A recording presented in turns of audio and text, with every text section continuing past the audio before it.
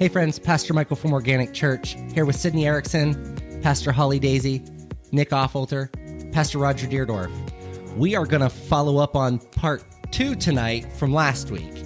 So last week was the fun, flowery stuff. We talked a lot about heaven and all the what'll happen to the righteous and all of us good, kind people. But tonight we're going to bring it down a minute. So Roger had the topic, what will happen to the wicked in the end times. So I'm going to let you kick off with that, and then we're going to talk about all the fun, crazy stuff. Okay? Okay. All right. Yeah. It's what happens to the wicked in the final days of judgment? In the last days, all the dead shall rise and be resurrected. Their souls will be reunited with the same bodies that they had before dying. And when I was reading this, I thought, now what, if when you died you didn't have any arms, would you receive that body? But then the glorified body will come. But will you come back to that, have that original body? Yeah, I never thought of it that way. I mean, even like if you were born without them or Right. even lost. Yeah. Oh, Yeah. I think you'd be whole and complete in heaven. Yeah, I was going to say in heaven. Yeah, but I mean, the word says, you're going to receive the body that you had when you died. So, it's something to think about. Yeah. I thought, what if you had your head cut off? Right. Yeah. Like, I mean, that is kind of morbid, but I mean. So I stepped out for a second and walked back in I to was hear gonna say, Roger you say, want- cut your head off. I don't really, so Well, Good stuff. Sometimes. you guys' relationship, yeah. yeah, probably. Yeah, I don't even need to know the context of the conversation to agree with that. Then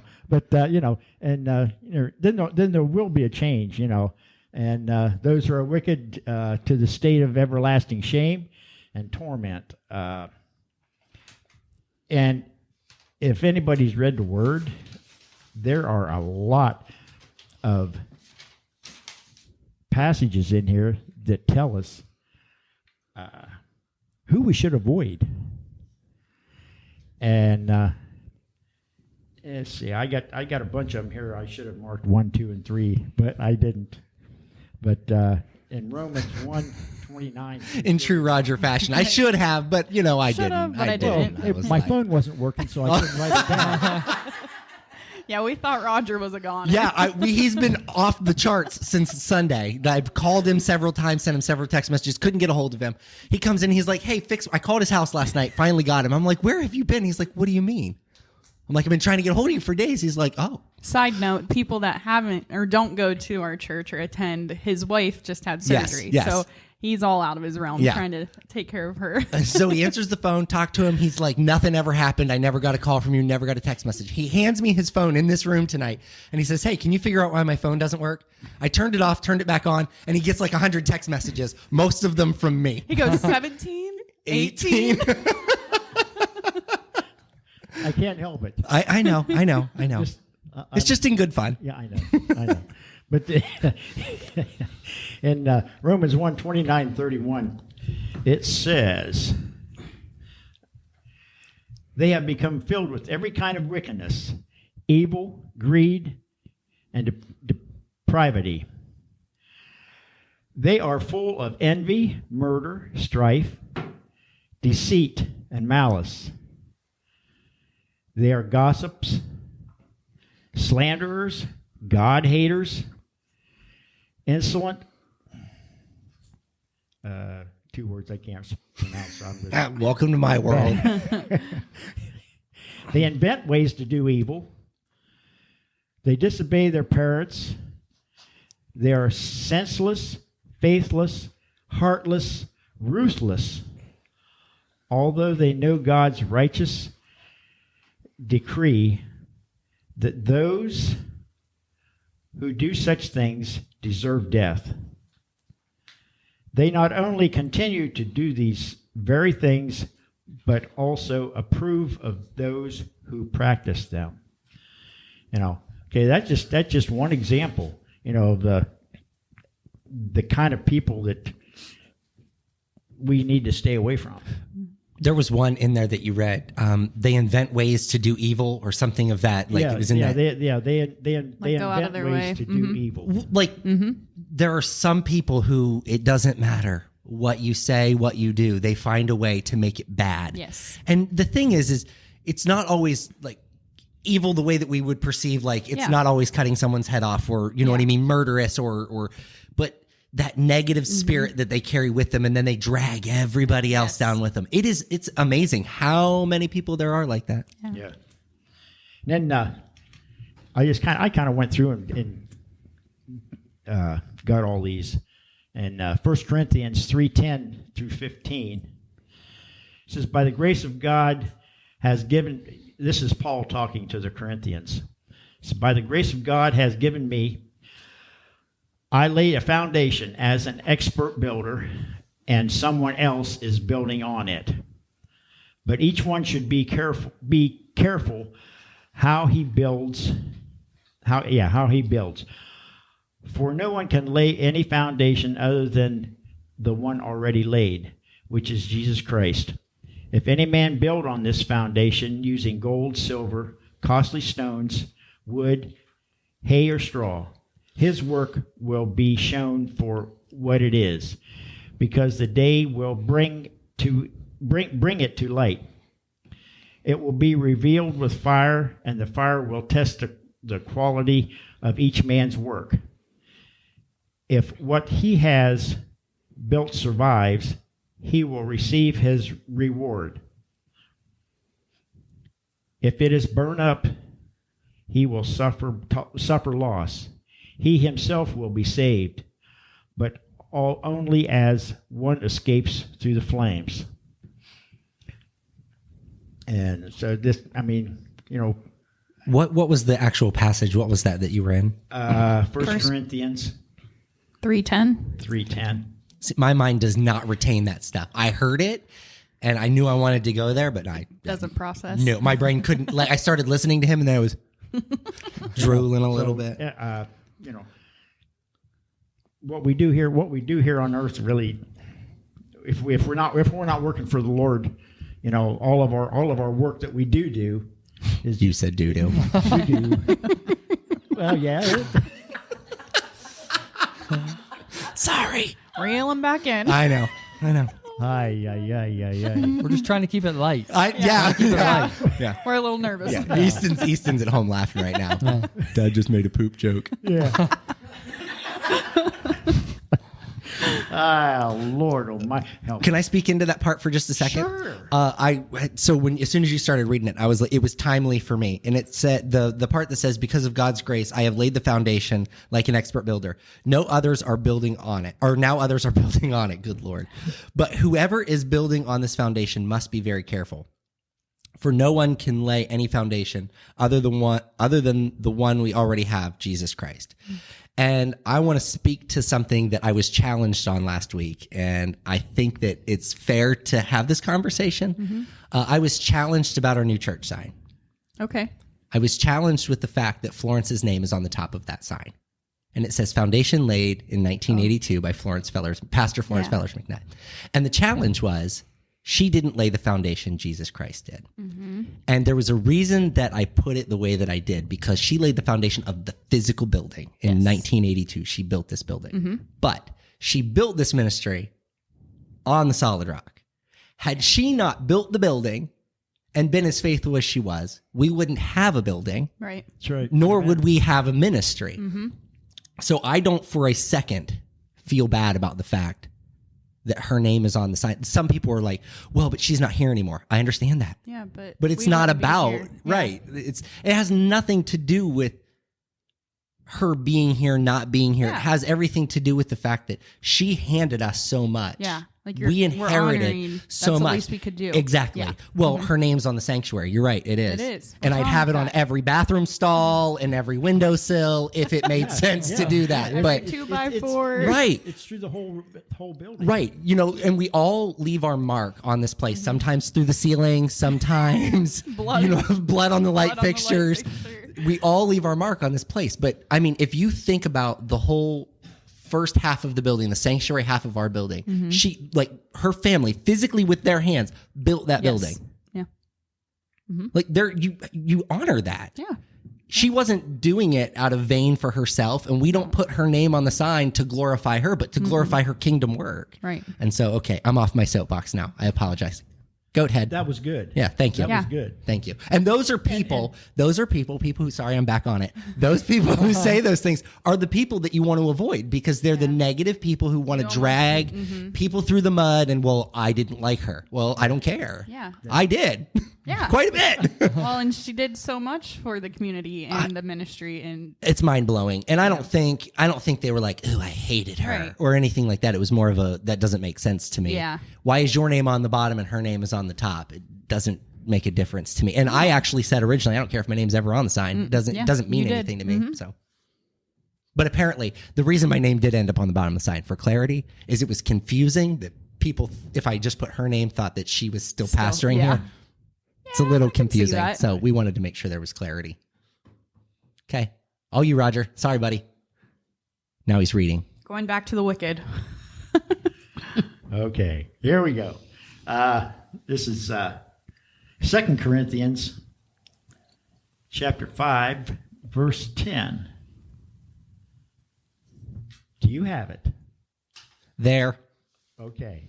Remember, that's how we used to do it at church. Like when you had a paper Bible, there. everybody said there, Yeah. and then the pastor. Hey, I needed to still preach. use mine, so you need to slow down I'm on Sundays sorry. because I want to be like, Pastor. Sorry. Well, holler at him. Yeah, you can I'm yell. going to, yeah. I holler too much anyway. That's Okay. what Dave says.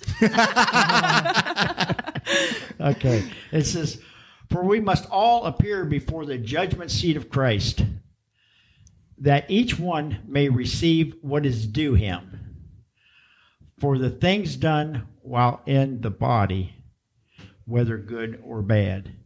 You know, that's where we're gonna be accountable for what we did, good or bad.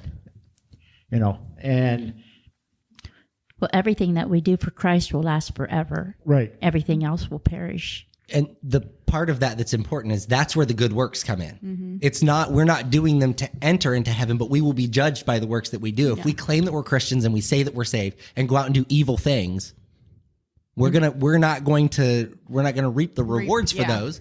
And make up evil ways. Right. Yeah. And just come up with evil things to do. New, fun, and eventful. Yeah. Yeah.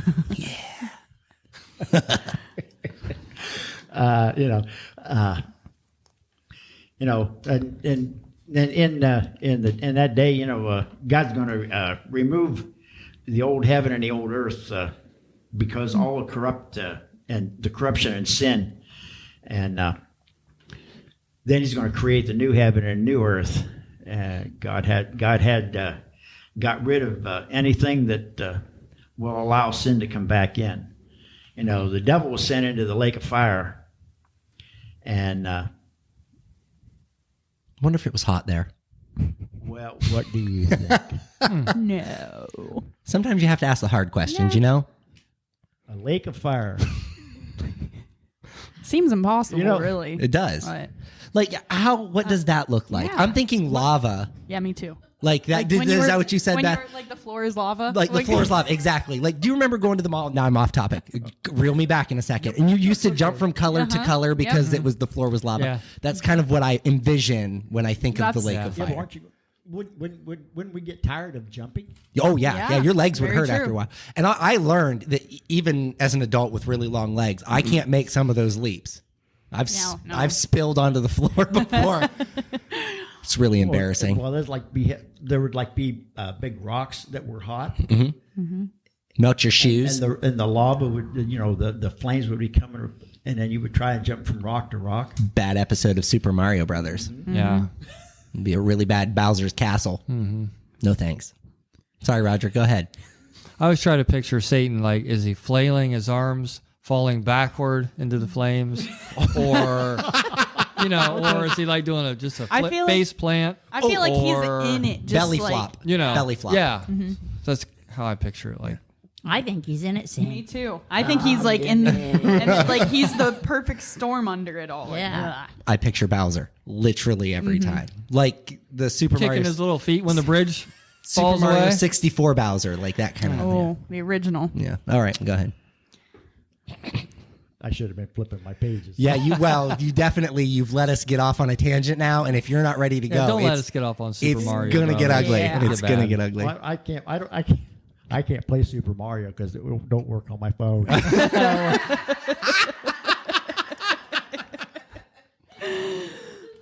And here's the bad part. I wish he was joking, but he has no idea what we're talking about, and he thinks that you play it on your phone. That's the beautiful part. You probably can. No, you can't. Well, they Not- have a Super Mario Run game, but, But it's it's not not the Mario. yeah, okay. No. Not the same. Nope. What were you doing in the 80s, Roger? Working. Well, that's boring. I was being a kid wreaking havoc on the town. Little do you know, in the 80s, I was working 2 jobs. Supplying a life for Yeah. For his a family. Boring. I was always trying to save the princess, but she was always in another castle. Always in another castle. I was working for my princess. Building a castle. Oh boy. Oh boy. brownie points for Yeah, Roger. that's what I was gonna say. That's what I was gonna say. She's laid up at home, certainly listening to this. Now she's stuck hearing that. Yeah. And she's more. Right? Right. Yeah. She's like, okay. She's cringing. See her go, oh boy. He's gonna go home and go, honey, did you listen to the podcast tonight? I'm going to. She's Hey, gonna be this my is prince. we are at minute 16, so you can just fast forward to about minute 16 and let her hear that part, there you and then go. you can There turn you it go. off. She doesn't need to listen to the rest. Okay. You better not tell her we were talking about her. All good things, Linda. All good things. Okay, here's another passage of the people that we need to stay away from. In Romans 1:29 and 31. I'll give everybody a chance to get there. Romans 1:29. Yeah. 29. There's 28. There we go. I'm going to start at 28. Oh, you dirty dog. It says, furthermore, since they did not think of worthwhile to retain the knowledge of God, he gave them over to the depraved mind to do what ought not to be done. They have become filled with every kind of wickedness, evil, greed, depravity. I think I read this before. Yeah, It's okay. very similar. It's okay. It's good stuff. It needed to be read again. That's how important it is. Thank you. You're welcome. Oh, what a train wreck we are. Hey, we are here. We are here to glorify the Lord Yep. Amen. and to fellowship. Yep. And have a good time. And I think that one of my favorite things about this is that we can laugh with each other. Mm-hmm. And the thing is, we're 5 very different people, and you put us in the room, and we can still laugh about. And it's the same with me and Holly. You put Holly and I up there for announcements on Sunday morning. You have no idea what's about to happen. We don't know when we go up there what's going to happen, but it always goes sideways. It's usually about food too. Comical though. Yeah. Yeah. Well, hey, laughter's a good medicine. I agree. Yes. You know, if someone comes into the sanctuary and being kind of down and sad, They won't last long with us. well, I mean, you know, as soon as the laughter starts, you know, Yep. you can't help but laugh. Yep. Yeah. You know, and then you kind of forget about what you're thinking about or what you're down about.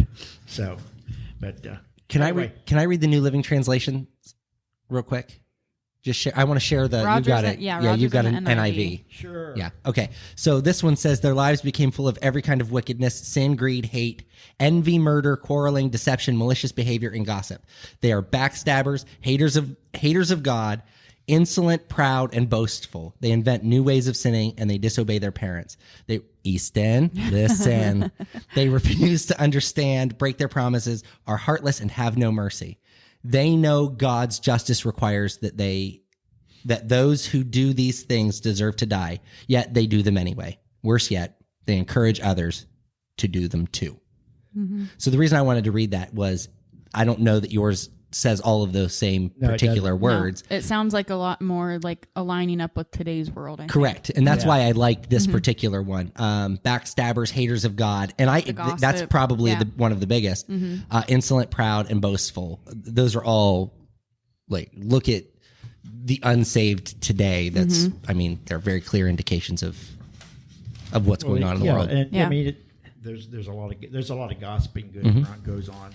You know, a lot of untruths. And Facebook, I think, is the worst place. well, and Right, Alva? He's like, get off of that Facebook. and I think that's we talk about it a lot, but I think that's why the world has become as wicked as it has. Is it's been so easy Yep. to get information that's not true, and we don't know if it's true, and we don't. Let's be honest, most of us don't do the research to find out. We just share it. Yeah. I'll tell you, this is a big one for me, and it's intentional. So these traps are set intentionally. But like, if you hop on to like one of those Facebook selling pages, and you'll be like, "Hey, if anybody knows whose puppy this is, it got hit by a car. Share this, please." Right? Yeah. And then everybody shares this post about a puppy that's been hit by a car, but it's spam. And here's what they do: they share the post.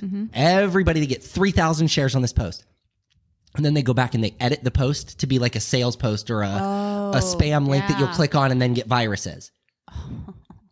Because once you've shared it, every time they edit it, it's still being shared Yeah. through your page. So it's intentionally done to prey on tenderhearted people who will continue to share it, but it's all predatory. And Is it any coincidence that most of the beasts and serpents in Revelation have more than one head? They have multiple heads, no, it's not. and that's kind of how Facebook is. You know, Yeah. it grows, Yeah, there's more- just Florence- keeps growing more heads. And more. Always. Yep. She always called it to Facebook. Always. Because she's like, you have this perfect world that you pretend to present on Facebook. Facebook, yep. And then the life that you live is chaotic and messy and destroyed, but you don't share that side with anybody, which is also why the world suffers with depression and Yep. anxiety and self-image yeah. issues and things like that, because you see all of these famous comparing people others. online who are have these perfect lives, but they've been divorced 47 times. Right. You just don't necessarily see all of Yeah. those things. Yeah. So Okay. so So, but I mean, you know, we just need to be careful on what we do, what we say, and who we hang around with. And we need to get into the Word more and study it more. It tells you in there who you're supposed to be around, Surrounded by. Yeah. and how you're supposed to act. So, Well, and so far to me, it sounds like a good part of hell means that you will never escape the sins of this world. sure. no, You know, all those things that you've mentioned and talked about. Well, that's what you receive is just And an it- eternity And of it's the only gonna same be Yeah. worse, I think. sins and It's like Groundhog's Day. Yeah. Groundhog Day, just Yeah. everything's just on repeat. Like, and they say it's going to be dark and it's going to be hot. You know, all of those things, like all of the descriptions. But when you think about the torture that comes with that, like everything is on repeat. It's And, like, screaming eternity. and gnashing of teeth Yes. and all of the eternal darkness and all of those things. And you don't really like. That's just what you. Okay, But it's not even scary stuff that preys on people's minds. No. It's Uh-uh. that simple gossip. And Yep. Yeah. And then it leaks into other things. Yeah. Yeah. I could just tear somebody up. I mean, Okay. well, since you brought, because I didn't want to forget this, the gnashing of teeth, that's mentioned quite a bit. Yeah. So let's talk about that for just a second. Explain that. So exactly, I picture it as What- grinding. I was gonna say Chase is like Sydney's grinding at night. Yeah, that's like a But yeah, gnashing of that's teeth. what I pictured. Is like. You guys are in my stuff. I'm sorry. Yeah, I was actually thinking it when we started. I'm like, she needs to stop us because we're going to get off track. Can we come back to it, Nick? yes. I'll get to it. Okay, Okay, perfect. all right. Okay. Great. Perfect. Okay, Roger. Roger, your thought. I have one question, Holly. Michael mentioned, the darkness, but if there's a lake of fire, doesn't the fire give Oh. off light? Or is it Not in hell, it doesn't. or is it It's just- dark or is it fire. It's just burning going to heat, be like, hot. Okay, Holly, take it away. Take it away. Okay. Well, to start off with, I'm going to back the truck up a bit. Okay. Beep, beep. We're backing up. And I want to start with Isaiah. If I can get my stuff together here. Isaiah 14, 12 through 14. Ta-da. And it says, this will help. Wait, I'm not there. I can't even find it in my digital Bible. They think they took Isaiah out of mine. Say there. Say there. Well, it doesn't look like I'm going to get there. I don't know if I'm blind or what. There it is. And what was the passage? It was 12, was it? Isaiah 14, 14. 12, and Okay. so on. I'm there. So it says, it says, how you are falling from heaven, O Lucifer, son of the morning, how you are cut down to the ground, you who weaken the nations, for you have said in your heart, I will ascend into heaven. I will exalt my throne above the stars of God. Hear the eyes? That's pride. I will exalt the throne above the stars of God. I will also set on the mount of the congregation. On the furthest side of the north, I will ascend above the highest of the clouds. I will be like the Most High. Yet you shall be brought down to Shiloh, to the lowest depths of the pit. And so,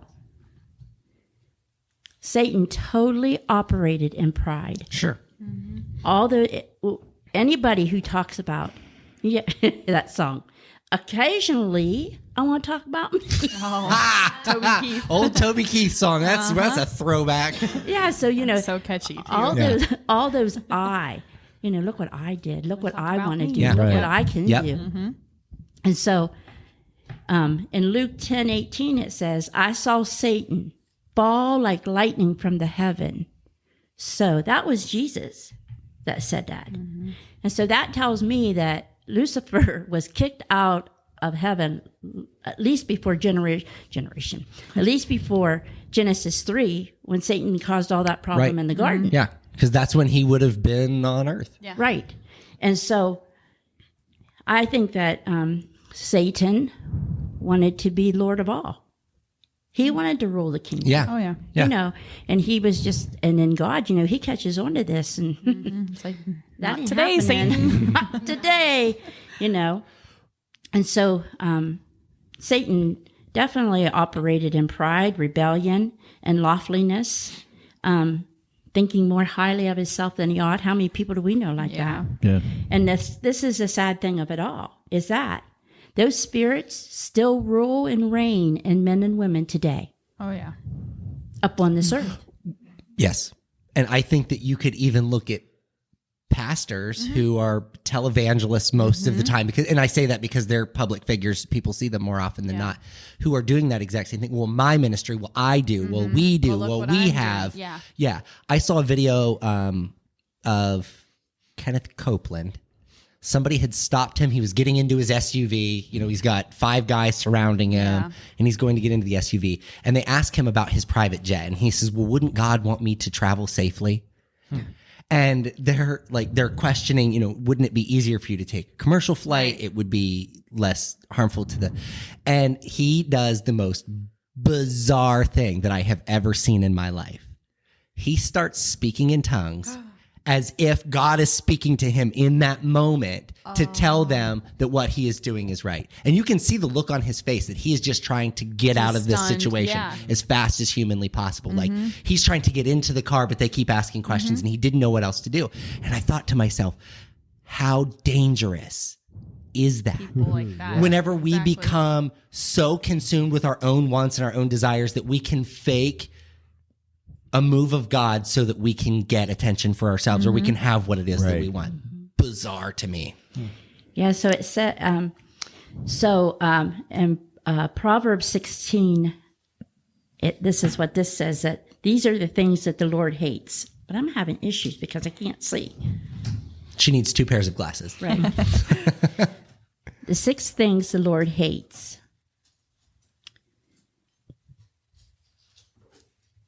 Seven are an abomination to him: a proud look, a lying tongue, hands that shed innocent blood, a heart that has a wicked plan, feet that are swift and running to evil, a false witness who speaks lies, and one who sows discord among the brethren.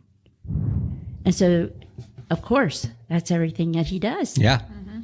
It's his specialty. Yeah. Yeah. Especially sowing seeds of discord Oh yeah. through the, and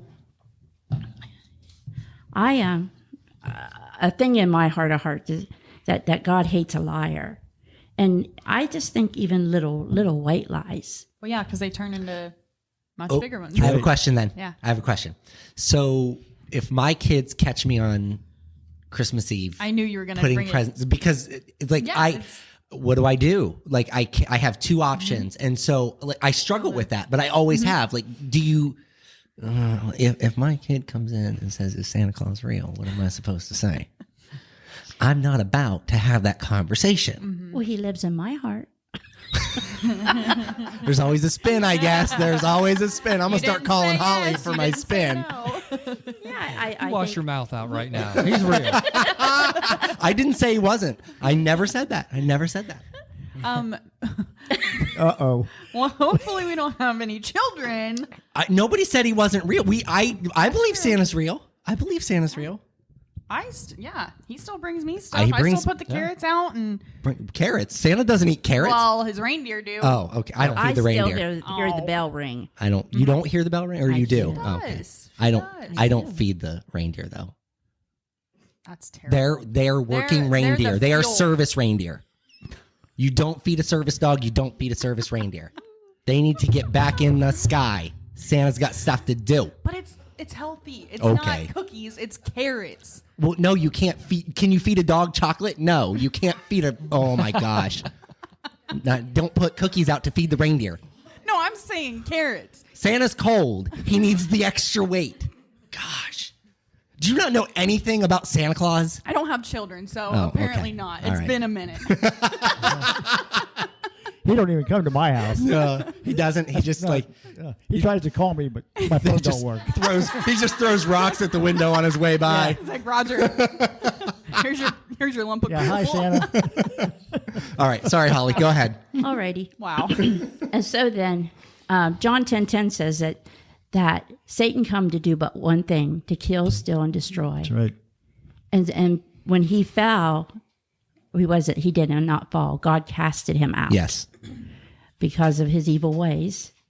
And when he came to earth, I believe that he brought all of those spirits, a third. It doesn't say that they fell with him, but they went with him. Mm-hmm. A third of the angels went with him to become demons, and 2/3 stayed in heaven to be holy. And so what all came with that? Let's just think. Self-righteousness, haughtiness, bragging, arrogance, entitlement. Oh, that spirit of entitlement. I mean, it rolls and rains upon this earth. Yeah. Sure Especially does. now. And it has gotten worse, yes, yeah. as time has gone on. yeah. I think that's the been. last 5 years. He's found that one is a great tool to operate in. Yeah. Because again, I always hate saying this, but the younger generations always feel like they have some level of self-importance that they don't really have, but they feel like they do. And so then there's an entitlement. Like I deserve to have nice things even though I don't have a job. Yeah. Yeah, I deserve to be praised. Yes. You know, I deserve God's mercy. Even though I do nothing. I And was gonna Well, and you yeah, say don't a have third relationship with chose on their own to go with them. yeah. Him. Yeah. Well, how many people do you know that basically say, well, if I'm doing it, I'll be doing it in hell with my buddies. Yeah. Oh yeah. Yeah. You got plenty of people that think it's, We'll be chugging Bud Lights and Yeah. like they think it's a and joke. they go through think their whole it's life some- thinking, Yeah. this Yeah. is just the way it's going to be. Yep. Yep. So here's how it's going to be. When you go I have a to hell. feeling this isn't going to be fun. Nope. Well, this is how I'm really okay. So let's just say you die, you leave your body, and now when you come to whoever you are at that point in time, and you are in total, utter darkness, nothing. There's nothing, and that is a place of judgment, of no return. And then I'm sure, in the midst of that, you're thinking, well, what about that Jesus?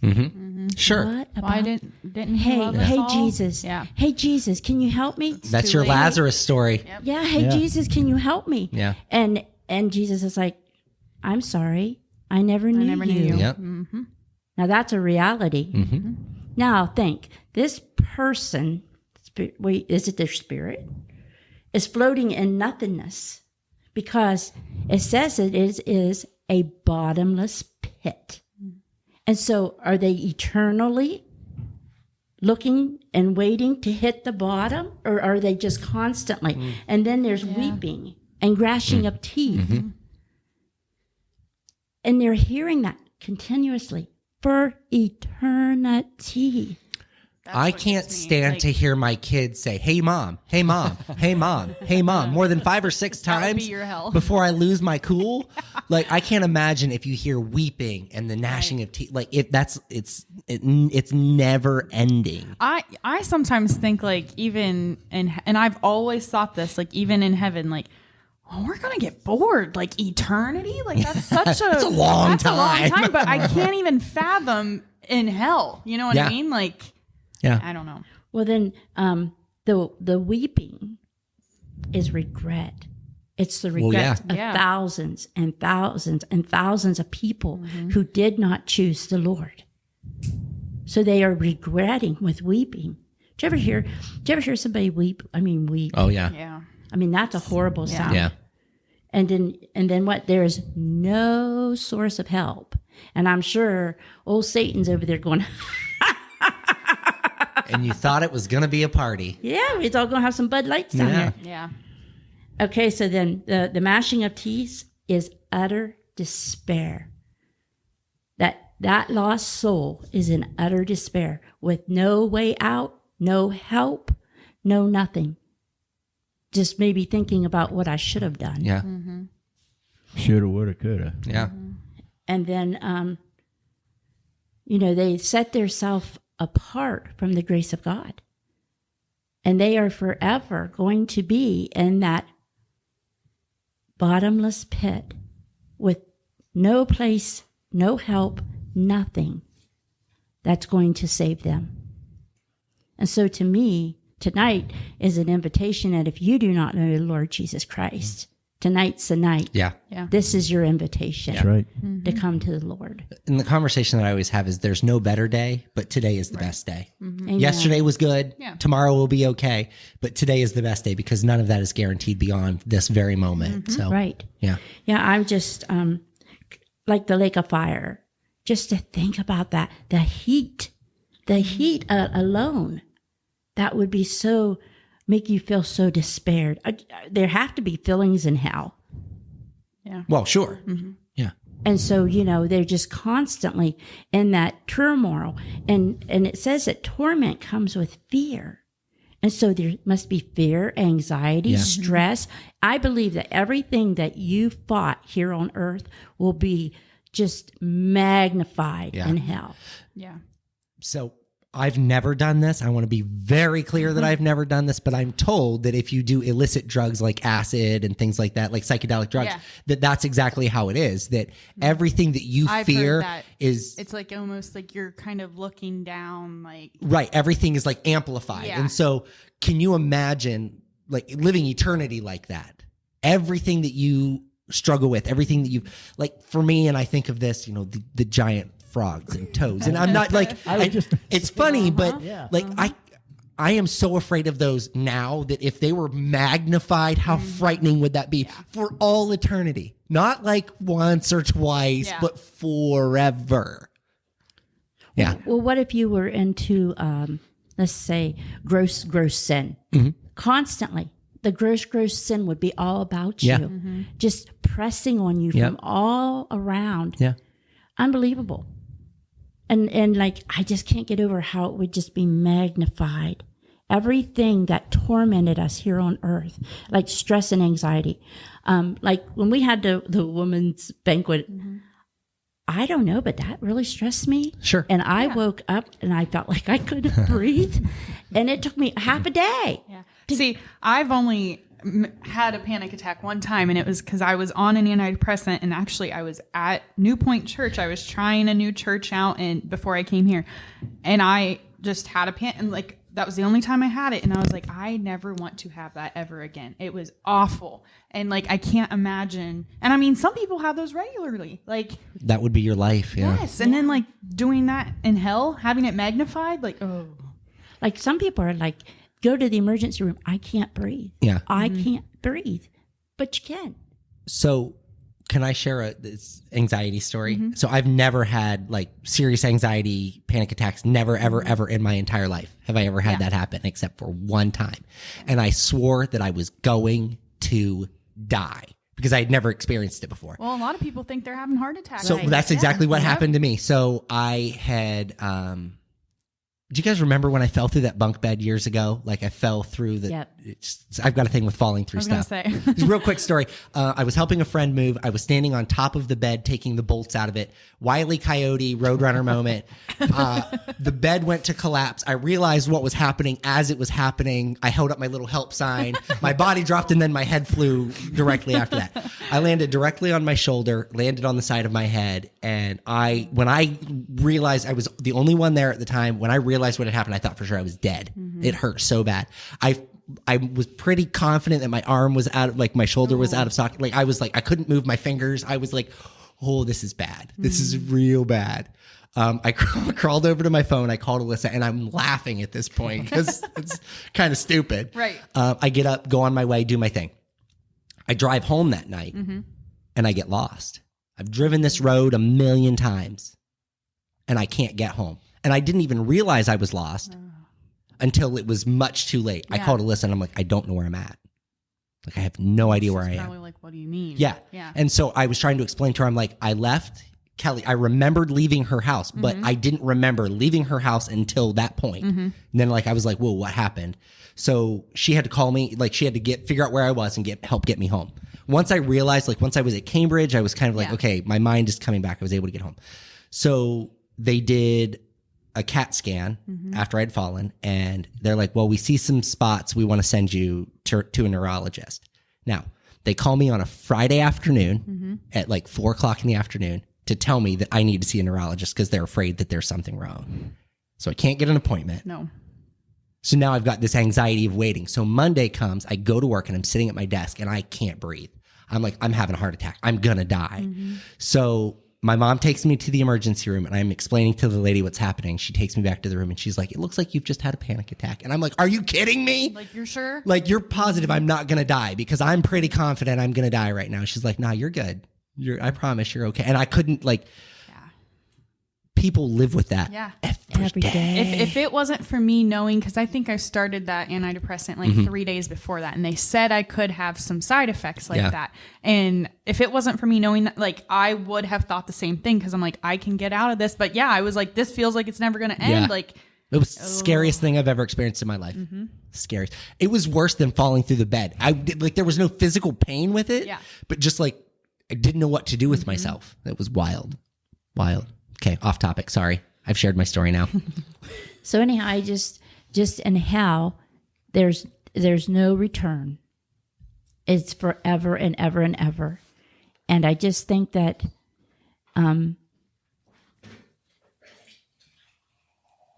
I can't get it out, guys. Somebody help me, Nick.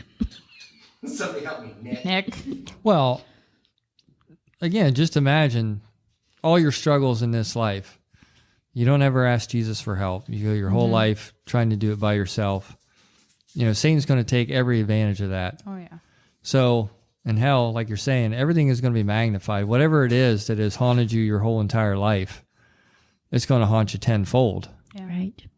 And and as Holly said, there's absolutely no escape, And there's which is no going back there. absolutely that's Yeah. unfathomable Yeah. to think that is the case, but it is. Well, and even, we're all sitting here thinking that we're saved, but it's like we all have loved ones who we know Right. are not saved, and that could happen to them. Yeah. And I think that should be the number one motivator for Christians to tell people Yes. about Jesus. Yes. And I've said this in some of my sermons, and just to share the story with people who are listening to whether it's this podcast or hearing the story for the first time. But does everybody know who Penn Jillette is? He's a magician. Penn and Teller. Oh, okay. Okay, that's Penn Jillette. And he is an atheist. Okay. He's a professed atheist, and he doesn't have any qualms with it. But here's what he says about Christians. He says, if you believe that Jesus Christ is who he says he is, how much do you have to hate a person not to tell him about him? So if I every day walk through life and tell nobody about Jesus, how much do I have to hate those people because they could be unsaved, waiting to get saved, hoping to be saved, but not knowing where to go? And I haven't told them about Jesus. And that's coming from an atheist. Right. And this is a guy who will tell you, I don't think that God is real, but I think that if you believe that God is real, you should be telling me about God every chance you get. Exactly. So is that a cry for help? Well, I believe that. I do believe that. I think that he is going to see the light in having those conversations with people. Yeah, I agree. Like, if he can say that out loud, he's got to believe something. Right? He's got to believe that there's some level of... I think that's like God in his conscious, like Sure. asking Yeah. or stating that to Yeah. everyone just so more conversations couldn't open up for him. Well, what depresses me so much, though, is there's so many people, you see them with tattoos, and they have tattoos of pentagrams on their arms, whatever. And it's almost like they've been led to believe it's a part of pop culture. Yeah. Like, Yes. this is a cool thing. yes. And, Yes. and that's sad. Yeah. That these people, Especially- that Satan has got them to the point where they think, yeah, this is a cool thing. It's a good time. Especially how Michael says, like, this is the first generation where First post-church generation. post-church generation, and we're seeing this more now than ever. Yep. And like, wonder why. And a lot of times it seems like they're not even really hateful people. They're just completely misled. Well, here's what they want. It's a show me generation. Oh, yeah. They want proof. Now, I can say, well, prove that he isn't real. And that's not my burden to bear. You're telling me he is. It's your burden to bear. I want to see the ark. I want to see physical proof Yeah. of your Jesus. And I always tell people whenever they say that, I don't have to give you physical proof because I am physical proof. That's right. Right. Like, this is physical proof because 6 years ago, 10 years ago, 12 years ago, 15 years ago, challenge something I say and I'll punch you in the nose. Do you know what I mean? Like, my life is different, and it's not because of anything I've done. I am still the same fleshly person Yeah. that I was 10 years ago. Right. Right. But my spirit is different because I've allowed God to do a work that I wouldn't have been able to do myself. Self. Yeah. Like, I joke about a lot of things. Like, a lot of people know this about me. I always say I don't like kids. This is entirely untrue. If I didn't like kids, I wouldn't have 5 of them. Do you know what I mean? Yes. I love my kids dearly. And rah, I mean, like, I don't have a choice but to like her. She's not giving me an option, is she? But it's funny because, like, all of the kids, and if I didn't like kids, they wouldn't flock to me the way that they do. Right. Like, typically, if I sit down and there are kids in the room, they want to climb on me. Yes. And it's so... I can joke about those things, but God does something wonderful with children through me, and it's really different to think about. I wouldn't have been that person 10 years ago, but God has done something amazing in my life. So I don't. First post-church generation, meaning they don't want to be in a physical building. They want to have church in a different way, and they want you to show them the Jesus that you serve. So they need a tangible something, which is why the church has turned from the gospel to entertainment. And the majority of churches now want to entertain people through video screens and laser lights. Well, and because they're looking at the rest of the culture. fog machines. Exactly. And I get that. So this is something that I'll never agree with, ever, never, ever, ever, ever, ever, ever, ever. And you can never convince me to agree with it. It is a mega church who goes on tour. Okay. Now here's the reason I will never agree with it, because you have to buy a ticket to get in. If I charged admission at the door, nobody would come here on Sunday morning, right? No. So you're not truly desiring to preach the gospel. You're desiring to turn a profit. There's a difference there. And I don't understand that. And so I'll never agree with it. And I'm not saying anybody who goes, you shouldn't. I'm saying, for me, It's not your cup of I tea. won't go because I'm not going to give you $79 to see Stephen Furtick preach and to listen to Elevation Worship sing a couple of songs. Right. I can watch the videos on YouTube and I can listen to a message in a local church for FREE. Yeah. It's almost just as powerful. And, well, to me, it's equally as powerful because I want to have connection. Yes. I don't want to just Yeah, those people are becoming the Pharisees. right. They're- Exactly. Yeah. Exactly. It becomes more about saying, oh, well, and I just heard on the Message Radio on Sirius XM, they were talking about, they were interviewing one of the worship team members from Elevation, and they were on their stadium tour.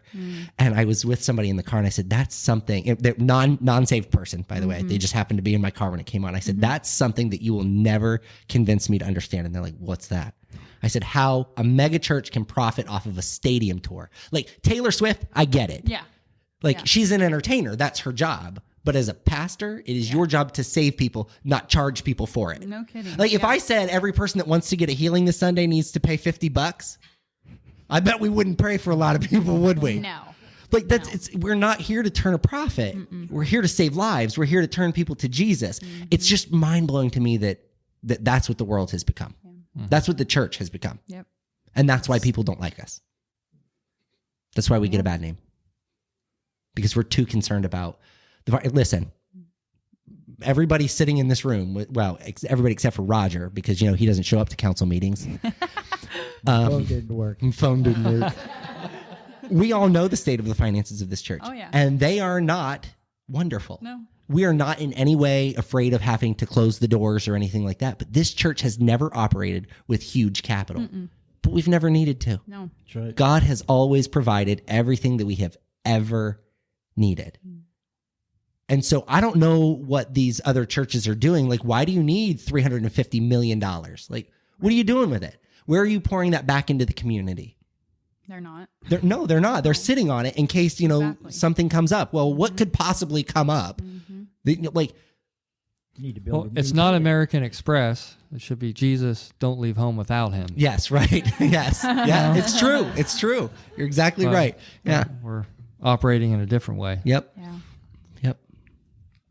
What else you got, Holly? Well, I would say this is back in our conversation a little bit, but like with you said on the tattoos, what you call that? A Pentagram? Yeah. Well, Satan comes as the big deceiver, and he is the master of deception. And so, like sugar skulls, but they're pretty. Yeah. But I don't think those are God. Yeah. No, Right, I agree. right. But I agree. but do you see how he just twists everything? Yeah. Like he was God's most beautiful. Yes. Yeah. And if he's going to come after you, he ain't going to come after you looking shabby. Right. No. He's going to send something nice and shiny, Yeah. something that's going to get your attention and get you distracted. Yep. So, of course, then you will fall away from the grace of God and end up in his pit of hell. Yeah. But, we have to be very careful of deception because it comes in every shape and form. Yep. And, you got to truly have your spirit man alive and well that you don't get caught up in it. Because it happens so, I don't know how many times I've said to you, Pastor Michael, I can't believe he's just tripped me up. And I try to be so careful that don't happen. What I was in the point that you're almost going to make, and I'm going to jump in, and maybe you were going to get there, but it's that if we are not cognizant and aware of our shortcomings, the things that turn our head, then we will quickly trip and fall, and most of the time won't even realize it happened. Like, Holly is so hyper aware of it. As soon as it happens, she's like, I can't believe I fell for that. I can't believe I fell for that. But there are so many more of us who go, oh, well, that was fun. That was interesting. Like, we don't even think about what it is that he is trying to do in our lives, the destruction that he's trying to create, and how easy it is to fall for it because we have no self-awareness of our weaknesses. Like, mine is, I have an addictive personality. I know that, like, if you handed me a cigarette right now, I would be smoking cigarettes again. I can't do it. It's not who I am. I don't gamble for that reason. Like, I will not. I don't even go to Chuck E. Cheese because when I go, like, I want to spend all the money. I want to spend all the money. Like, I've got $10 left. I can certainly win something with $10. Side note, did you know you can now, like, what is it? You get hours worth of Yes. play for a certain dollar Yeah, amount. you Yes, can do I did it. know that. Thank you very much. It's not helping. Oh, It's not helping. I'm just saying. But I know that those are shortcomings of mine. And so if I say to somebody, and here's the thing, we do at work, we do this thing called a land cruise. And the last 3, we have had in-house casino. So we hire a company, they come in and they play for fun money. It's not real money, and they win stuff. And they're like, hey, you should go and play with some of the passengers. And I'm like, nope. because I won't let these people leave. Not opening that door. Right. Yeah. I will sit here all day long. Don't care what it costs. I will sit here all day long because there's just something about my mind that once that dopamine starts and once I'm triggered, I don't stop. Are you sure you don't have ADHD? No, I probably do. Here's the thing. I can say I don't because I've never been diagnosed. So Yeah, we Okay. didn't diagnose things like that. no, in not our when we were day. growing up. No, No. exactly. Like You if can still COVID, get diagnosed right now. I just got diagnosed not long ago. if COVID, but- well, right, but I'm not Yeah. going to go, so I won't find You're out. like, I don't need to go. If COVID would have been a thing in the 80s, we would have never known because they're like, oh, Right, you got a right. cough, knock it off. Like, right. back outside. My mom would have given Get some me fresh air. My mom would have given me a little bit of whiskey maybe and been like, you're fine, knock it off. I don't want to hear it. Like, just so I sleep at night. That's all that. But it was a different life Oh, then. yeah. Oh, yeah. And it's so much like we didn't grow up thinking about all of the things that the world owed us. Like we were taught to work for whatever, like Right. Yeah. we had paper routes and we mowed grass and we shoveled sidewalks and things like that. This generation that we're raising right now, and I will tell you, I have 2 kids. One of my second oldest, if you say to him, hey, do you want $20? He's like, yeah, I'll take $20. Okay, Earn it. go clean out the driveway, which is putting 3 bikes away. Nope, don't want $20 that bad. He won't do it. Yeah. There's no amount of money that persuades him to do anything. He is the kid who will live in my basement at 35 years old. And I'm not like, Yeah. it's a choice that he's going to make, but eventually he'll have to grow out of that. Right, It's taking them longer at Yes. this To mature. right to get Yep. to that level of maturity. And it's even worse for boys. Boys are way harder to get Well, to boys are. It takes longer for them to mature anyway. naturally. That's what I Naturally. mean. Yeah. Yeah. So it's so much harder now. Yeah, I still haven't matured. Me either. Me either. So we just really have to be careful of the enemy's Yeah. strategies. Yep. And here are a few: distractions, doubt, discouragement, delay, defeat. But the word of God can destroy them all. Okay, so delay. Does that mean people who run late? No, Okay. All right. Holly's like, it can't be that. It can't mean that. no. I can't be. That could not be. Like no. That was a quick no. But we do have to be very careful because what the enemy wants to do is steal our salvation and have us all in a pit of hell. Absolutely. Right. You know, that's his plan. Yep. Just like God has a plan, so does he. Yep. And he'll use anything, distractions. He'll use your kids. He'll use your husband. He'll use your friends. He'll use your coworkers just to slip you up. Yep. And see, like, some people slip up and they're like la-di-da. Like when I slip up, I'm taking that serious. Yeah. Yeah. And I'm before God and I'm repenting and I'm sorry. But a lot of people don't even get that. Just whoosh. It's really fascinating for me with Holly is for those of you who don't know her, she contemplates everything very heavily. And so if something happens that she's involved in and if it bothers her even in the slightest, she always calls me to tell me like, hey, this happened. I don't want it to be a problem. And not like that she thinks that I'm mad at her, but like, let's say something happened in the women's group and somebody said something cross to somebody else. She always makes me aware of that because she knows what that can turn into Yeah. Oh yeah. if we're not all on the same page with those types of things. And there are some people who that happens to and they're like, oh, well, whatever. And then when it blows up, they're like, well, why did nobody see this coming? Well, it's because you didn't say anything. Yeah. And it could have been stopped. Right. It could have been resolved much Yeah. earlier than it was. So I'm always like, I'm going to give you a little heads up. yeah. Here's the thing. If I get a text at 9:30 at night, if I wake up to a 9:30 p.m. text that says, hey, can you talk? I'm always like, uh-oh. Like, oh my gosh. But it's never like usually my mind don't ever say to me, can we talk? I know. Oh my gosh, that creates this level of anxiety like you have never known. Even Stephanie Caldwell even texted me today, and I know like she texted me about a week and a half ago about something else. Yeah. And I was like, hey, anytime, like just I'm Yeah. here, whatever. And I'm like, I know that's what she's probably wanting to talk about, but it just made me like, no. Right. Did she send you your name in all capital letters?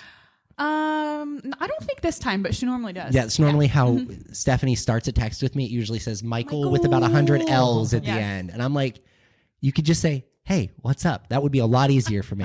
Because that when she does, and it doesn't matter what she's sending, that's how she responds. And it stresses me out. Like it gives me wicked anxiety because I'm like, something is wrong. Does she Something know is that? Does terrible. she know that? Which is why she does it, I'm sure. Yeah, absolutely. What was I? There was a point to that. What I were don't you know. just- It's a goner. I know. Well, that's Hello? that thought. That's that thought. Oh, you were saying like, the late night text messages. Oh, yeah. So if I get that text, I like my mind immediately, when I wake up in the Yes. morning, my mind starts to reel. And so I'll text her and be like, hey, I'm on the road to work. And then whenever she calls me, we talk it through. And usually it's not as bad as my mind has right, perceived it to right. be. But that's the confusion that the enemy likes to Yes, use. yeah. Because it would be super easy for him to like get into my head to say, you know what? Enough's enough. Just don't change your phone number. Don't talk to her anymore. Do you know what I mean? Like it would be, because that's what like that's what the enemy wants. Because Or even telling the enemy, telling Holly, hey, I don't need to know about all that stuff. But really, right, we do. we do. Yeah. So when a prophet and an apostle get together, big things can happen because Holly is seeing things that then we have to put into perspective, and we have to figure out how to make those things work. It would, God forbid, we were to ever stop operating like that, because if that were to happen, things will crumble quickly Yeah. because it becomes chaotic. I was going to say, pure You know, chaos. that apostle spirit, like it's my way or the highway. I've decided how this is going to work, and we've got to make this happen. But not listening to somebody who's hearing from heaven directly. Right. I take that information and we mold it into what ministry is going to be like. Yeah. If I stop listening to what she's hearing and seeing, then it becomes about my message and my desires, and not about kingdom message and kingdom desire. So that's it's a balancing act. It really is. It really is. Do we have any other thoughts? Because I have a question that I want to ask everybody, but I want to make sure we're all done first before we're buttoned up. We feel pretty buttoned up. I think we covered it. Okay, cool. So these are the little conversation cards that I bought a while back for Wednesday night service. And I pulled this one out just randomly. And I was really intent on asking this question, because I feel like this group of people, we all have our own tastes in life. And the question is, what do you value most in your life? And does the way you spend your time reflect this? That's a big question. Yeah. Because I like to say that I value my relationship with Christ and I value my family. Those are probably the top two things that I value. And I spend most of my time doing other things. Yeah. Most of my time is spent. Self-ambition. So I meet with a professional coach once a week ish. And one of the things that he told me is that I have a tendency of feeling like I'm a kid in a room full of adults. So like I always feel less than the people that I'm around. And he's like, you have to understand your self-worth. You have to see that you not only have earned a seat at the table, but you deserve a seat at the table. Yeah.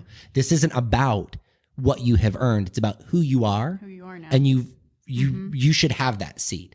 And so I thought about that, because that drive that ambitious drive, that desire to constantly be moving and doing things is so that for myself, I can feel like somebody's going to know. Like if I were to get hit by a bus today and they were to put my obituary in the newspaper, I would love for people to go, oh, I know who that is. Yeah. Oh, I know him.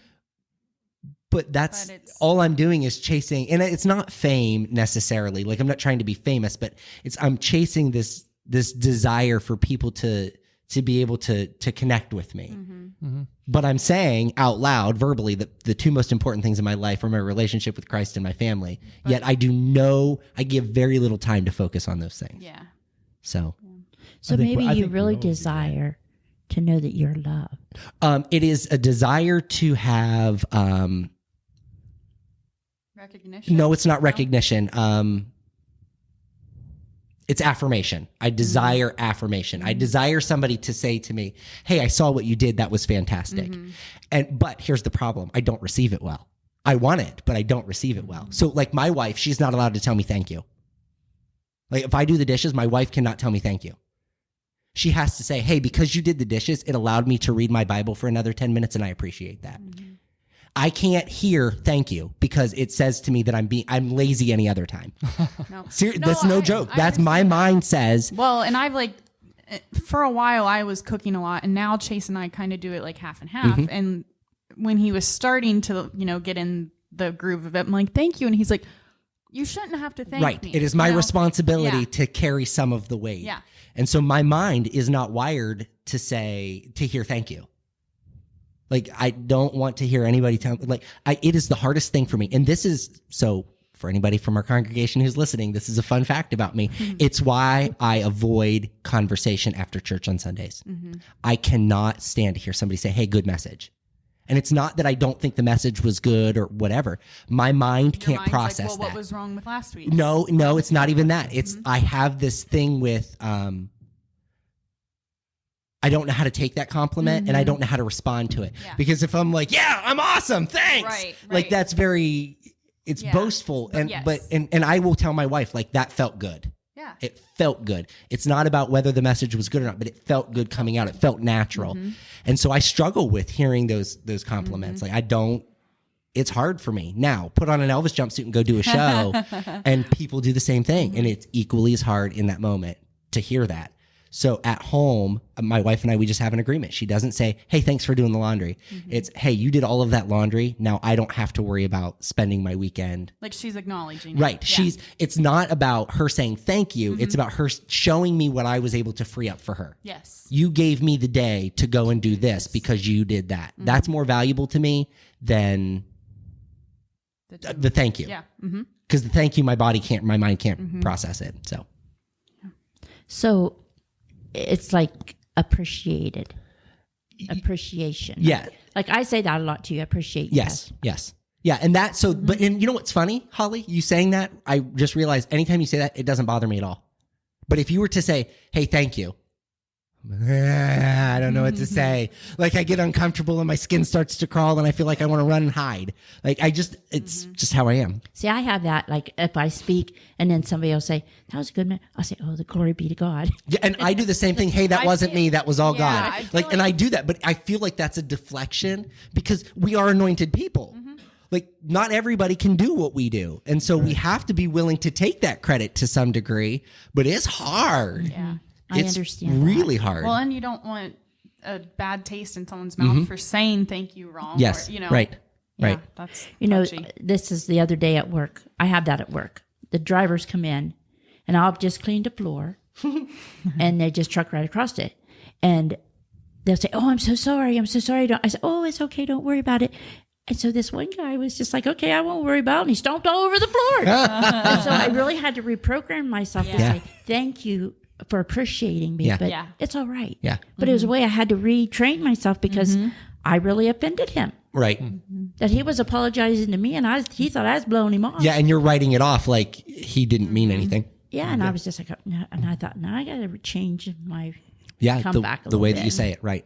Sid, what do you value most?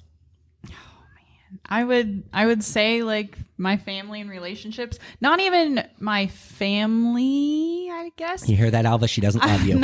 I guess just the relationships of one-on-one that I have with my family. Sure. Do you know what I mean? Yeah. Because they're all different. Yeah. But yeah, I mean, and I've been trying to spend more time, like, you know, going to lunch with, Yeah.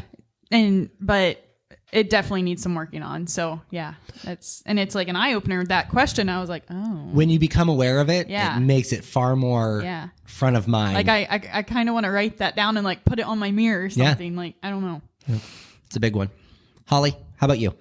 Okay, so it says the order is God, family, church, ministry. So truly, God and the kingdom, and then my family. That's truly who I am. And do you feel like how you spend your time reflects that? I do. And you're probably the one person that I would Yeah. agree with on that. Like Yeah. that statement is probably, For sure. and the thing is you can tell that through the fact that you're willing to be at the church 5 nights a week Right. if that's what the desire of the people is. Unpaid. That's right. Yeah. Like you will be here 5 nights a Yeah. week if that's the desire of the people. If you have 5 people that say, I want to come to church on Tuesday night, you're going to make sure that there is church on Tuesday night for them. So, Right. yeah. Okay. Nick?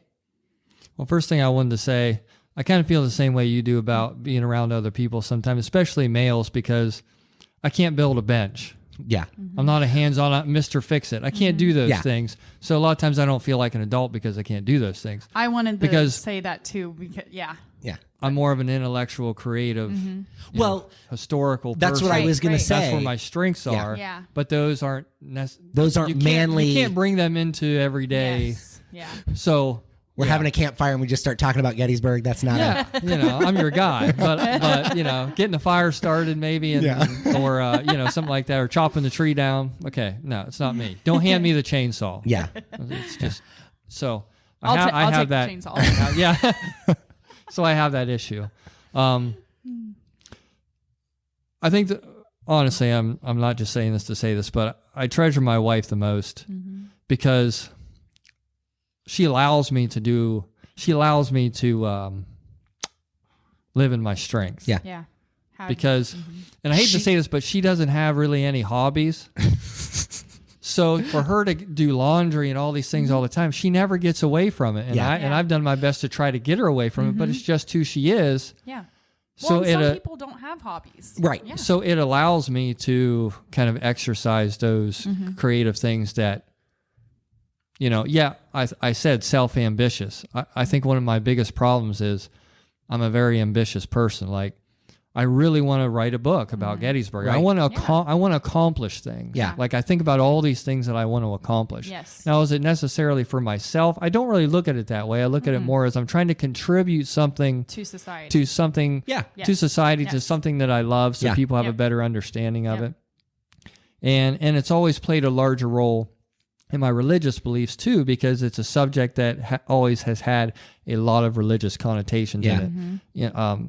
And I think that's always been intertwined in all of that. So it's another reason why I want to accomplish something with it, because I feel like all the values that I've learned from that have had a lot to do with God, and it's made me the person that I am. Sure. Yeah. So I want to be able to, maybe that do down. something that affects somebody in that same way. Yeah.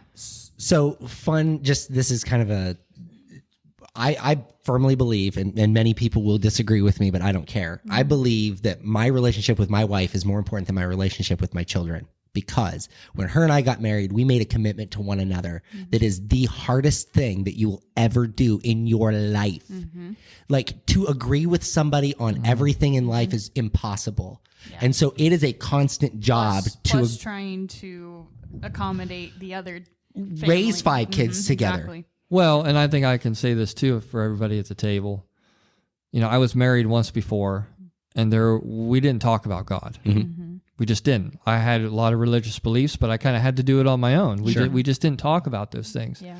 But now to be married to somebody that consistently you talk about God on a daily basis Yeah. for one reason or another. Yeah.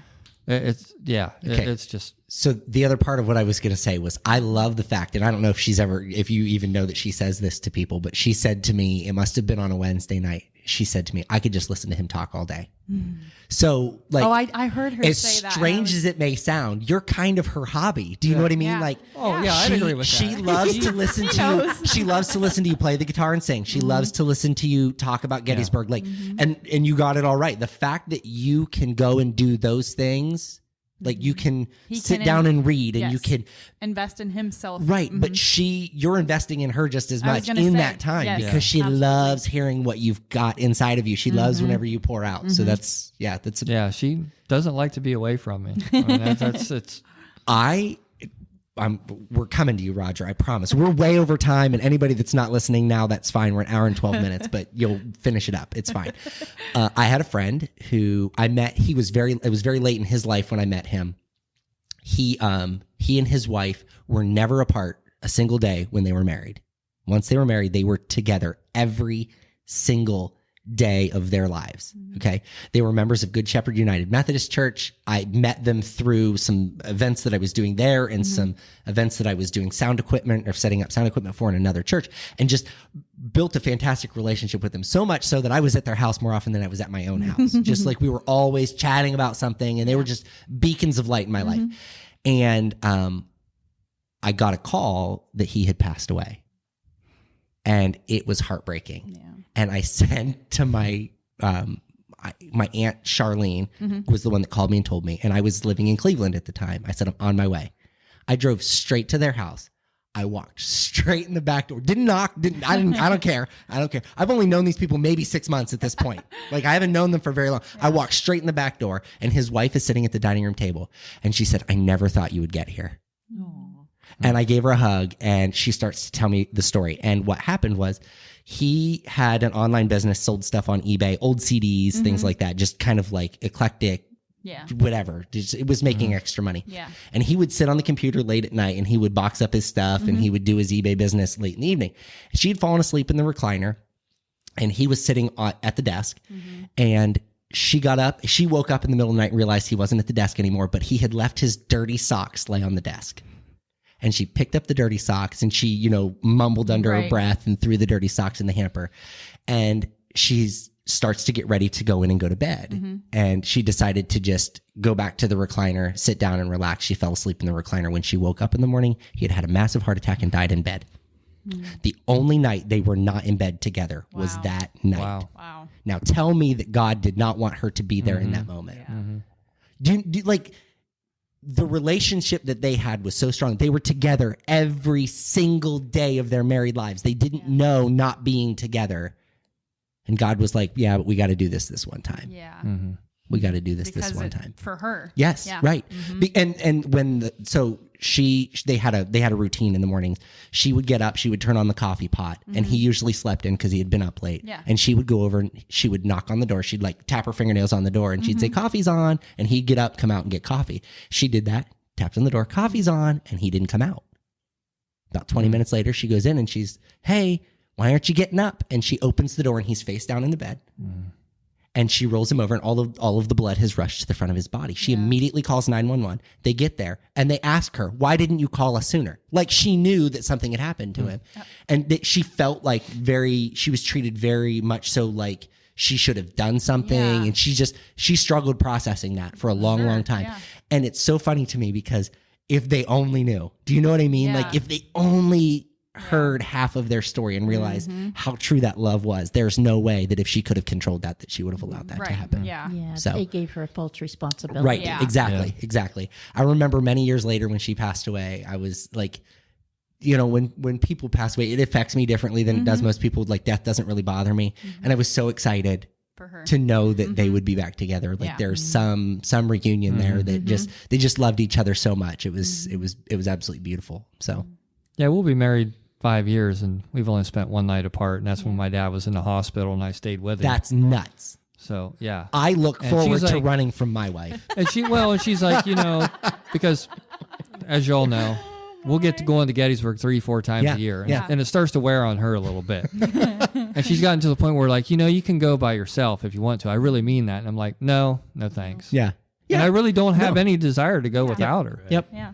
Yep. That's great. So it's Chase is kind of the same way. Like he had his guys trip for the bachelor party, and he's like, and then the year before that, they decided to all go to Atlantic City and like gamble and stuff, and it was awful. Like they had a full week, and within 2 days, he's like, because I was just kind of flexible working. He's like, "What do you work?" And I'm like, "Well, I don't work till Friday." And I think it was like, Can you Monday. fly down here, please? He's like, "Well, we're really bored, and like, if you want to come," I'm like, "No, the guys wouldn't like that." He's like, "No, they want you to come. Like, this is awful." But I say that because we've talked, and he's like, "It's just not the same." Like, I'm here 2 or 3 days, and I'm like, and even when we're like double dating, going other places, we're like, we just enjoy ourselves together because we're kind of go with the flow, and Yeah. when you're with other people, things just get They rush, twisted. everything is- yeah. I don't know. Yeah. So Alyssa and I, we are both very independent. Like she doesn't need me for anything. She jokes whenever I get my paycheck, that's her paycheck. Like she doesn't need me for you anything. too, huh? It's just how it works, man.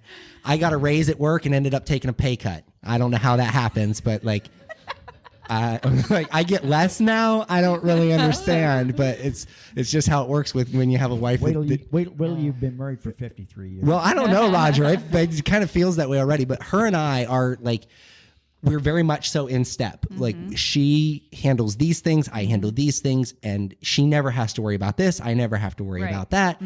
And we very much so get it. But we are very individual people. Like she loves to go shopping with her sister, and I love to be able to come here and work at the church by myself. Yeah.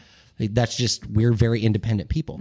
But I will, like, now since she has started working, I've gotten better at this. But it used to be if she went out with her sister, like if they went and saw a movie or whatever, and they were gone for any length of time, I would not go to sleep until she was home. Like I couldn't fall asleep. My body would not fall asleep until she was home. Yeah, I agree. And again, now that she's working, I've gotten better. But it was weird for a while. Like I was very much so dependent on her presence in the being house there, because yes. that was our time. That was Yes. our time. Yeah, I'm very independent too.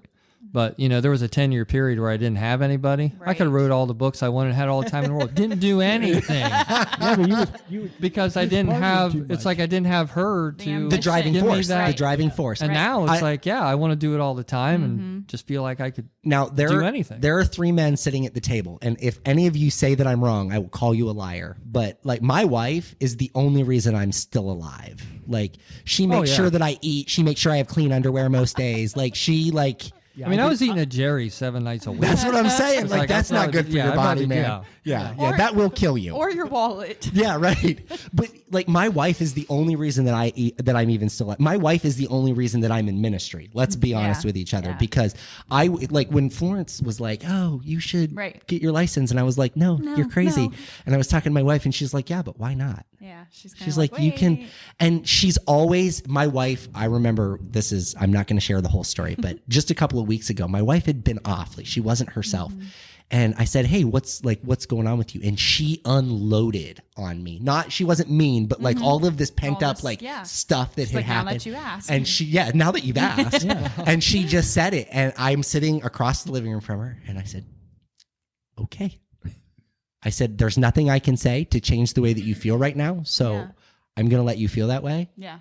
And 24 hours later, I did what I needed to do to fix the problem that was on my end. And then we were, okay, we're cool. Like we've got this figured out. There's never at any point does she ever hold anything against me. Like I know if I've done something wrong and she tells me I've done it wrong. And I've told people this before. One year for Christmas, I asked her for a list of things that I do that are not good for our marriage. I keep that list in my dresser drawer, and I will occasionally just pull it out and say, "Is there anything on this list that I'm still currently doing?" That's not easy to do. No, not at So all. again, I don't think any 3 of us can sit here and say that our wives aren't the driving force behind everything that we do. Yeah. Like Roger would not go to Walnut Creek Cheese and buy 500 pounds of butter if it weren't for Linda. It was only 180 pounds. Only. 3 freezers full of butter. You laugh, but it's the truth. It is true. It is. It was on sale. It was on sale. How can you say no? So we had to get it. How can you say no? But Pastor Michael, you and Alyssa are well balanced. Oh, we are a Yeah, beautiful absolutely. balance. We are a beautiful balance. Like when I go off the rails and I'm crazy, but like I'm very entrepreneurial. I desperately want to start my own business. And she's like, no. She's reeling you back in. She says to me, she's Like, like, when you are don't you have time. When are you going to Exactly. find time? Exactly. And then what happens when you don't want to do it anymore? Yeah. Because let's be honest, the ADHD that I'm not diagnosed with kicks in and I'm like, I don't like that anymore. Let's do something different. Yeah, you're hyper focusing on Yeah. one thing. Yep. And so I know that about myself. But again, just like I know that I can't go and gamble, I have to keep that in check. But here's the beautiful thing. Just as you said, we're well balanced. She loves to let me dream. Like I will tell her about all of the businesses that I want to start. And she's like, that sounds like it could be fun. Just not. And then when I come home with like, hey, I found a place that I want to rent, she's like, absolutely not. It was cute while you were thinking about it, but now that it's for real, it's not going to happen. I've conjured up like all sorts of like crazy things in my head that I'm like, oh, that could be successful. Oh, that could be successful. maybe if you and Chase go in on a card shop Nope, together. don't say it. I've already thought it. And I said to her, That's his dream. I And said I'm to her, I was yeah, like, that's a we good could dream. we could get Pokemon cards shipped directly to us and we could open all of them. Oh yeah, And she's like, and then you would make no money. exactly. Which it's not about the That's money. not- It's about the cards, but let's just be honest with each other. All right, Roger, it's your turn. What do you value most in life, and does the way you spend your time reflect this? Just like you said, God and family. That's what the word says. So that's what I do. But I'm like Michael said. We don't. At least him and I, we don't spend as much time focusing on them as we do taking care of other things. Yeah. Yeah. I become very task oriented Yeah. here specifically. Yeah, Like, and it's not that we regret what we do, but we all need to spend more time with the Lord. Yeah. You know, Yep. and then,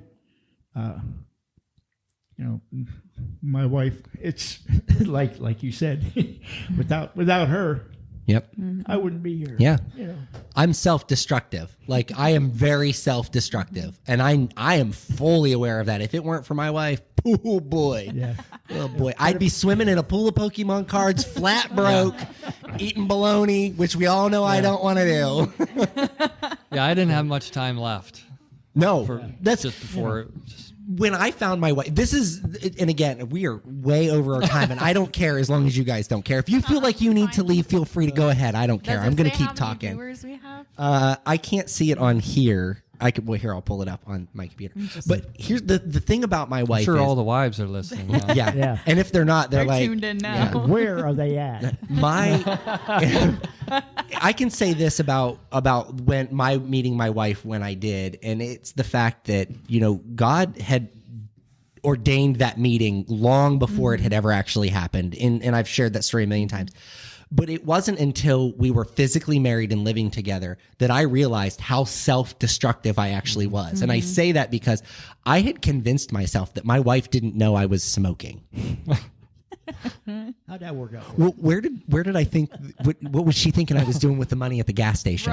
Right. Like, how often are you at the gas station spending $7? Like, what are you buying for $7 at the gas station 3 times a week? She never asked the question. She never called me out for it. She was always just like, okay, it is what it is. And then I would run in the house and brush my teeth. And she'd be like, why'd you just brush your teeth? And I'm like, I had bad breath. I drank 6 cups of coffee and I smell like cigarettes. Like, come on. Yeah. But my wife, when we first got married, was very timid and she didn't call me out for those things. It wasn't until much, much later in life that she was like, okay, you're not going to do that anymore because it's self-destructive. And you're not just ruining your life, you're ruining our life. You're ruining the Right. potential for destroying everything that we've worked for hurting our children, like all of those things. So, and Yeah, I can buy a $2.99 book on Amazon Kindle, and I'll get a text message like 5 seconds later.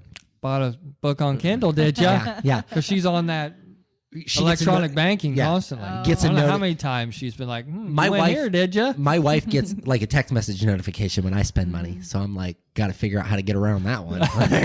Does Apple Pay still notify her? I don't know. I don't know. But you guys are lucky. If I want any money, I got to ask. You got to ask for it. Yeah, I was going to say, you got to go and ask for it. Right. Can I have $1? Can I have $2 to get a coffee? That's good stuff. Well, and so that's the other self-destructive part that I possess is that, like, because my wife does all of our finances, she's very gifted in that. Like, she budgets, she has a notebook, and I kid you not, she gets a new one every month or so, probably longer than that. But she has every payday, every bill that's going to be written, every check that's going to be written. She knows exactly what we're paying every single payday.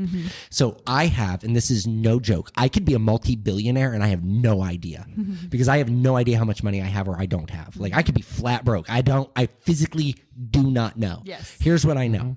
I can go to the coffee shop and swipe my card with confidence that it will clear. Right. Like, that's because I trust my wife to handle that.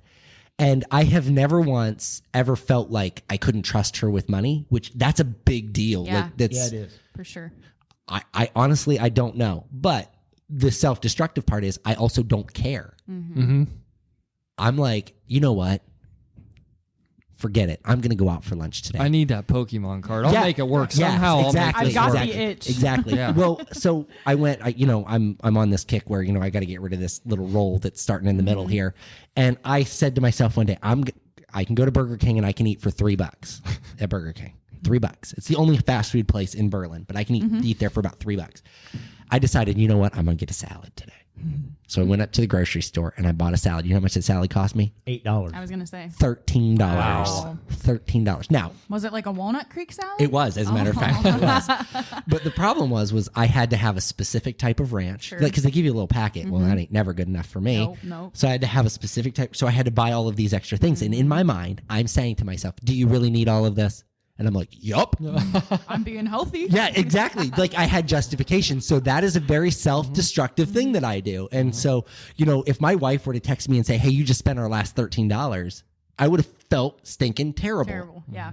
but my mind doesn't think like that Right. in the In moment. the moment, yeah. Because there's this gratification that my body, that dopamine that my mind wants to say that I've gotten something that I didn't have before. There's one, Chase makes fun of me for this because there's one Pokemon card that I desperately want to own in the worst way. The card costs $700 to buy it. Like if somebody And has one, it's in the worst collection to get. it is. It's in the hardest. He's like, he might as well go buy the card. By the time I have bought packs All to the get this packs. card, I would have been cheaper to just buy the actual Isn't card. it terrible when you tell yourself, if I don't have that item, there is no point in me having this collection? Correct. Correct. And what's the, like, why in my mind do I need a $700 Pokemon card? But if I don't have it. That, let's be honest with each other, someday is going to be worthless. yeah. See, my wife, that's where the balance comes in. My wife is like, I couldn't care any less. Like, my wife is wearing a pair of pajama pants that has a hole on the inner thigh, has no elastic left in the thing. And I'm like, go buy new pajama pants. She's like, these ones are fine. fine. They're Yeah. comfy. I'm like, really? Well, how about It's this? just not. Yeah. Because I collect just as much as you do, just as much as Chase does. Well, for Christmas, she kind of got on a Care Bear kick. Like she wanted, like, oh, I want a Care Bear sweatshirt. Got to buy them all. Well, I go into an antique store, and here they've got Care Bear lunch boxes and Care Bear glasses and Care Bear plates, you know, all that stuff. So now you collect Care Bears? So then, no, well, I'm collecting them for her. Right. I got on Oh, this yes. kick, like she'll love this, and I couldn't help myself but keep buying I'm it the so same she way. could have a collection Okay. that she could care less about. All of the Funko Pops that I have, Chase bought them. They're I'm like, Chases. "Thank They're you." Chases. He collected them for Yeah, you. it's like stuff I would like, but like he'd never buy for himself. But he's collecting. I them for do me. that with Easton because Easton likes Elvis stuff. Well, I'll buy all of this for Easton, Yeah. and he doesn't care. He doesn't give a darn about any of that. Yep.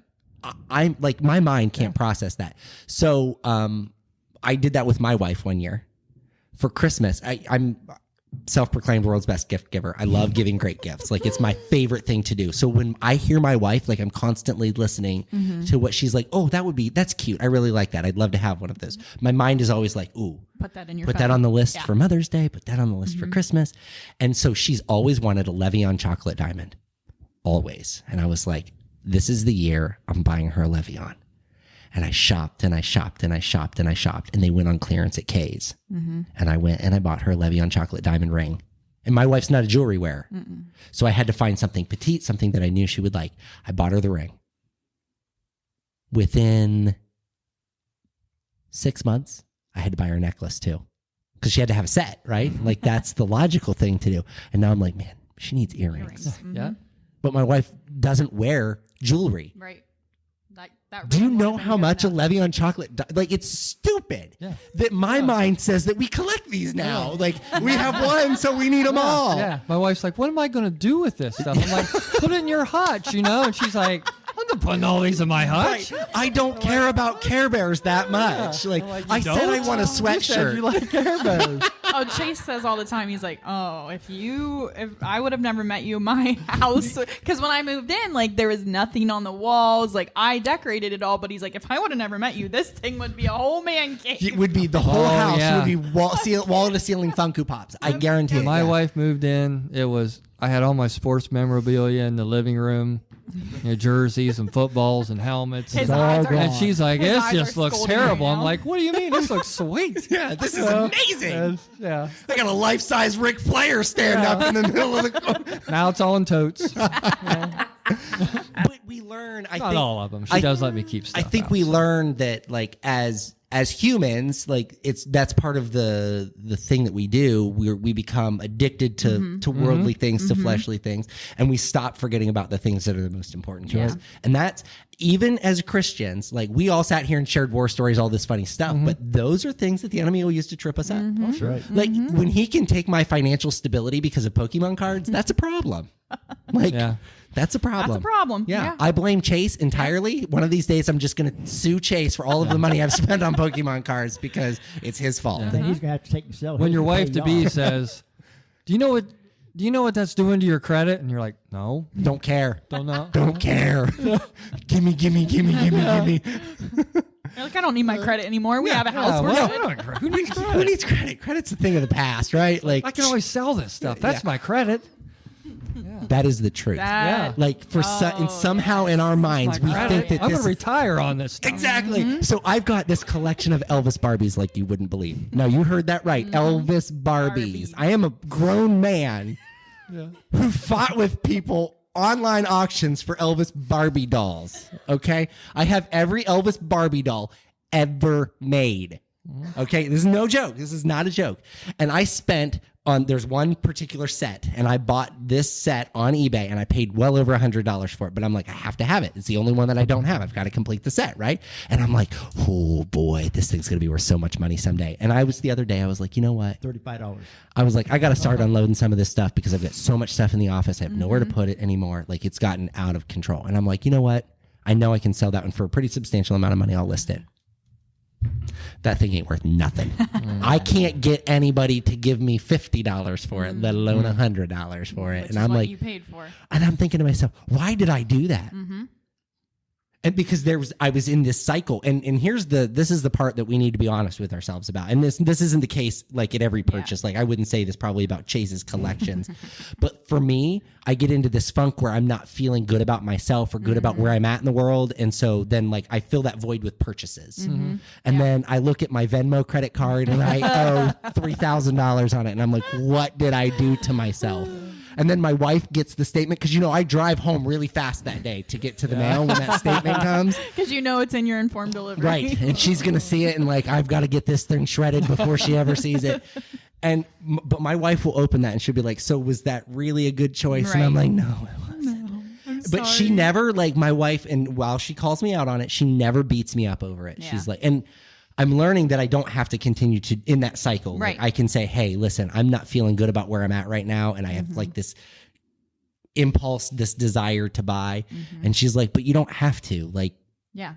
you don't have to have something just because you're in that position. Just to make you feel good. And it's even worse when she goes to work on those Tuesdays and Thursdays, like I was saying. Seriously. Yeah. Because I'm used to her being there, Yeah. like as kind of that fail safe, and she's not there. I'm like, eBay, here I come. Let me text I'll just take a look. Yeah, I'll just Yeah, I'll look. just take Ooh, that's a good price. Yeah. That's the Ooh. big one. Is And there's 25 watchers. I was I gonna better say get watching. this thing. Yep. yeah. Everybody wants it. I gotta have it. Gotta So, have it.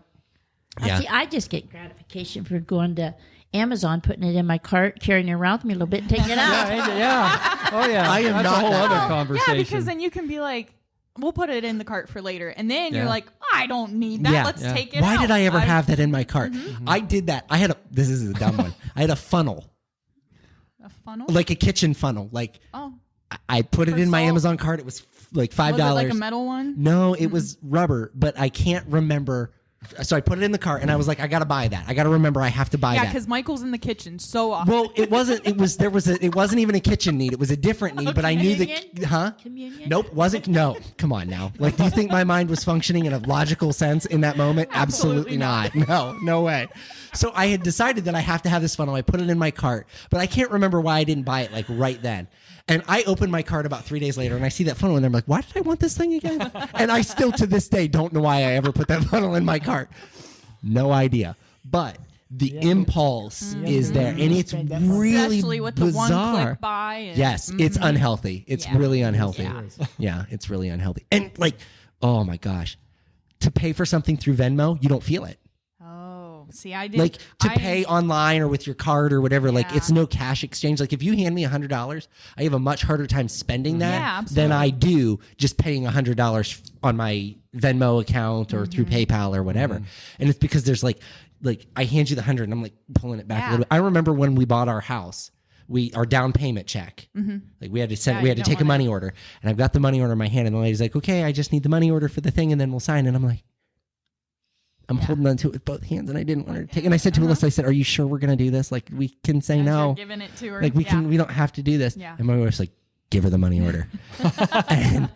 But it was painful for me because that's a lot of money to give away. So $100, that's hard to do. Yeah. But whenever it's like not tangible, oh Right. man, I spend money all day long. I don't care. Do you know what that's doing to your credit? Nope, don't care. Don't care. I just want it. I just want it. So, well, now that we've talked about really bizarre things after a conversation about hell. Yeah. But I think that it's healthy because I think people need to understand that there is so much more to ministry than just constant conversation about ministry. Like Yes. this is a good eye opener for us in focusing on what our flesh has to do on top of what our spirit has to do.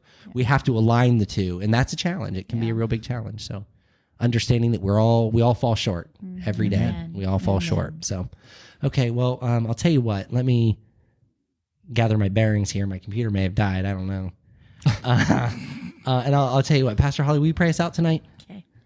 Our dear gracious Heavenly Father, Lord, we just love you and praise you. And we thank you so much for this time that we had together, Father, for the fellowship, Father, for the laughter, Father, even for the sentimental moments, Lord. We thank you for it all.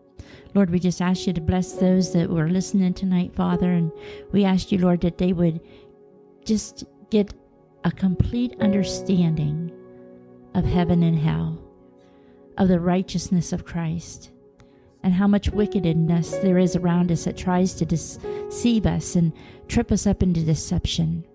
Father God, for not a one of us desire to end up in a devil's hell. So, Father, I thank you and I praise you for that one listening. Today is your day of salvation. Today is your day to say, Jesus, come into my heart. I believe that you died, you rose again, and I thank you, Father, for eternal life. So, Father God, we do just give you the glory tonight, and all the honor and all the praise. And, Father, we thank you for loving us. And, Father, we're so grateful that we get to love on you. So we just thank you for everything that you do, Father. So thankful for what you've done. And, Lord, we stand in great expectation of what you're going to do. We give you the praise, the glory. And, Lord Jesus, we just want to thank the Father for sending his Son, that not a one of us should perish, but we would have eternal life in Jesus Christ.